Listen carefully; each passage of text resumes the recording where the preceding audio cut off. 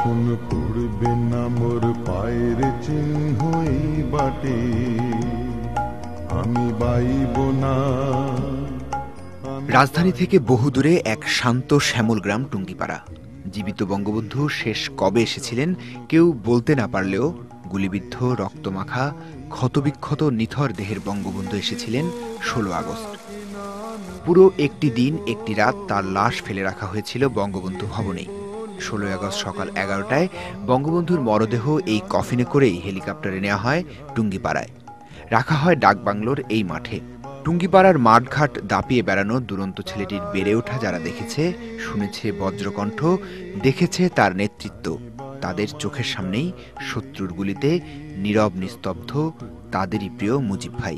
আমি এসে coffin box খুলছি, খোলার পরে বরফ ডালা উঠানোর পরে বরফ সরাই দেখি কিন্তু বঙ্গবন্ধুর আর কি ওই জায়গায় বুকি গুলি, হাতে গুলি, বিজয় কাপড়ি মনে আছে শুয়ে রয়েছে বিজয় কাপড়ি। এদিকে কোনো জায়গায় কোনো মলিন হয় নাই, ঠিক আছে, কোনো হালে ডলে নাই, শুধু খালি বুকে গুলি আর হাতে গুলি।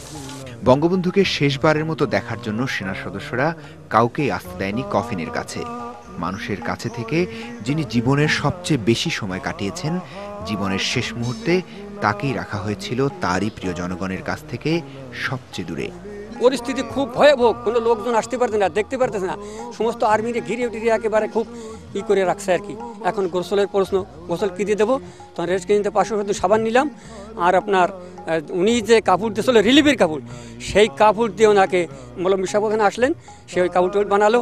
ওনার পাশে এনে একটা পুকুর আছে বাড়ির পাশে, সেই পুকুর দিয়ে আরও লোকজন যারা আছে বালতি করে পানি নিতে থাকলো। ওই ধোয়া ওনার হাত দিলাম এখানে 21 গুলি ঢুকে দিলাম, দেখি যে সব ফুটে কিন্তু পিছন দিয়ে বেরোয় যায় নাই, ডাইনদের চশমাটা ভেঙে বেঁধে রয়েছে। বঙ্গবন্ধুর দাফনে অংশ নেয়া 25-30 জনের অনেকেই বেঁচে নেই। যারা আছেন তাদের এখনো তাড়িয়ে বেড়ায় বঙ্গবন্ধুর রক্তমাখা মলিন দেহের প্রতিচ্ছবি।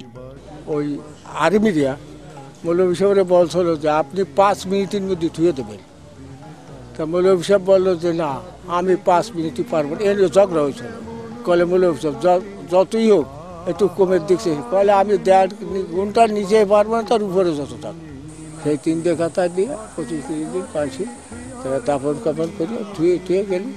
এই দুঃসহ স্মৃতি নিয়ে যারা এখনো বেঁচে আছেন তারা শুধু বঙ্গবন্ধু হত্যার বিচারই চাননি, এই নৃশংস হত্যাকাণ্ড যেন আর না ঘটে সে প্রার্থনাও তাদের।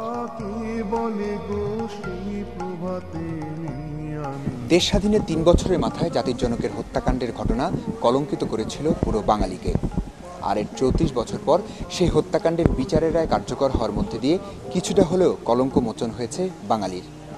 কিন্তু একটি স্বাধীন দেশ উপহার দিয়ে বঙ্গবন্ধু বাঙালিকে যে ঋণী করে গেছেন, সেই ঋণ কি কখনোই শোধ হওয়ার? গোপালগঞ্জের টুঙ্গিপাড়া থেকে নীলাদ্রি শেখর, চ্যানেল আই।